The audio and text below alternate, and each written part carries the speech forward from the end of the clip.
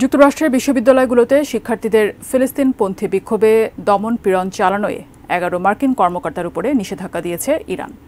বুধবার এক বিবৃতিতে এই নিষেধাজ্ঞার বিষয়টি জানিয়েছে দেশটির পররাষ্ট্র মন্ত্রণালয়।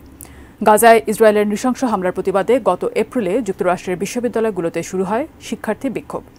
ফিলিস্তিনের পক্ষে সংহতি জানাতে রাস্তায় নামেন হাজার হাজার শিক্ষার্থী ও শিক্ষক। এর আগেও ৭ জন যুক্তরাষ্ট্র ও যুক্তরাজ্যের নাগরিকের উপরে নিষেধাজ্ঞা দিয়েছিল ইরান।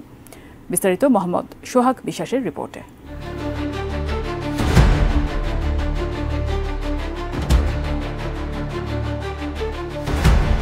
ফিলিস্তিনের পক্ষে আন্দোলনের সময় শিক্ষার্থীদের উপর নজিরবিহীন দমন-পীড়ন চালানো হয়। ছাড় দেওয়া হয়নি শিক্ষকদেরও। আন্তর্জাতিক সম্প্রদায়ে তীব্র নিন্দা ও সমালোচনা সত্ত্বেও অনেককে গ্রেফতার ও হয়রানি করা হয়েছে। শিক্ষার্থীদের এ আন্দোলনে বাধা দিয়েছে এমন অভিযোগে ১১ জন মার্কিন কর্মকর্তার উপর নিষেধাজ্ঞা দিয়েছে ইরান। ইরানের পররাষ্ট্র মন্ত্রণালয় এক বিবৃতিতে জানায়, যুক্তরাষ্ট্রে ফিলিস্তিনপন্থী শিক্ষার্থীদের আন্দোলন দমনের সময় ওই মার্কিন কর্মকর্তারা মানবাধিকার লঙ্ঘন করেছে। ইরানি কর্তৃপক্ষ জানিয়েছে, নিষেধাজ্ঞার আওতায় আসা মার্কিন পুলিশ কর্মকর্তাদের সম্পদ জব্দ করা হবে।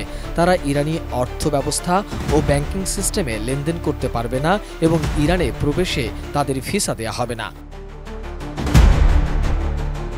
এর আগে গত মে মাসে ফিলিস্তিনের বিরুদ্ধে লড়াইয়ে ইসরায়েলকে সমর্থন দেয় যুক্তরাষ্ট্র ও যুক্তরাজ্যের কয়েকজন ও কয়েকটি প্রতিষ্ঠানের বিরুদ্ধে নিষেধাজ্ঞা ঘোষণা দেয় ইরান।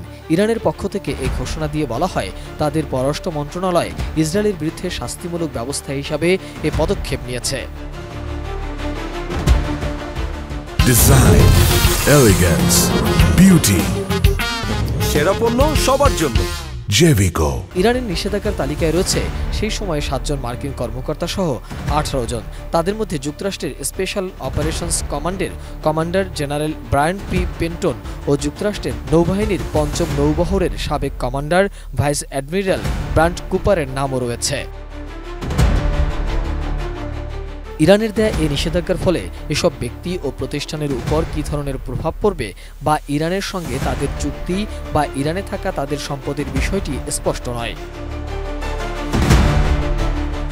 ফিলিস্তিনের স্বাস্থ্য মন্ত্রণালয়ের তথ্য বলছে, গত ৭ অক্টোবর থেকে এ পর্যন্ত ইসরায়েলি হামলায় ৩৮,০০০-এর বেশি ফিলিস্তিনি নিহত হয়েছে। এর মধ্যে বেশিরভাগই নারী ও শিশু।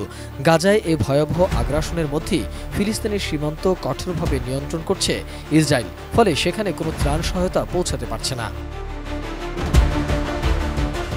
মোহাম্মদ সোহাগ বিশ্বাস, ডেস্ক রিপোর্ট, এটিএন নিউজ।